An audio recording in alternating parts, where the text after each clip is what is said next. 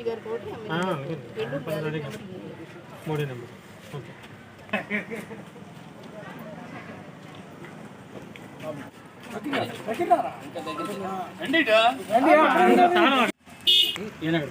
నేను పెట్టి నొక్కాను అటు నుంచి ఇటు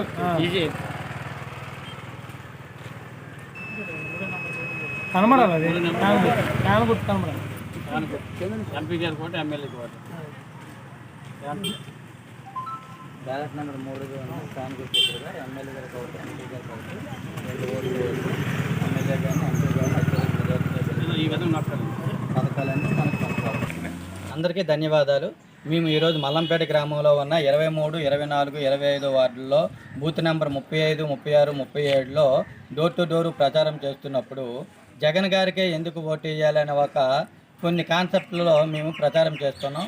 ప్రతి ఇంటి నుంచి అత్యద్భుతమైన జగన్ గారికి ఓటు మేమే వేస్తాము అని తిరిగి వచ్చి చెప్పే పరిస్థితి ఉంది.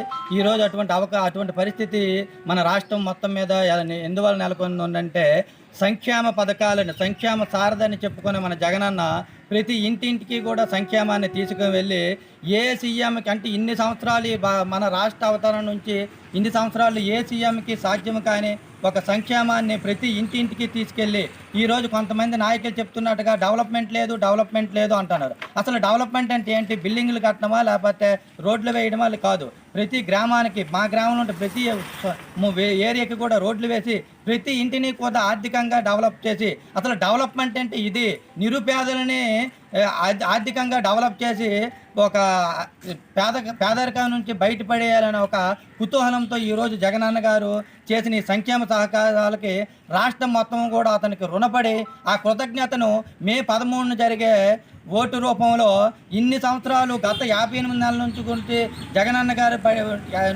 నొక్కే బటన్కి మనం ఈరోజు ఎమ్మెల్యే గారికి ఒకటి, ఎంపీ గారికి ఒకటి 2 బట్టలు నొక్కి మా కృతజ్ఞత తీర్చుకుంటామని ప్రతి ఇంటి నుంచి ప్రతి వ్యక్తి కూడా సోదరంగా వచ్చి మమ్మల్ని ఆహ్వానించి మీకెందుకు మేమున్నాము, మీకు మేము మనందరం కలిసి జగనన్నకు తోడుగా ఉందాం, జగనన్నని మరొకసారి గెలిపించుకొని ఈ మన రాష్ట్రాన్ని సంక్షేమంగా అన్ని విధాలుగా అభివృద్ధి చేసుకుందాం.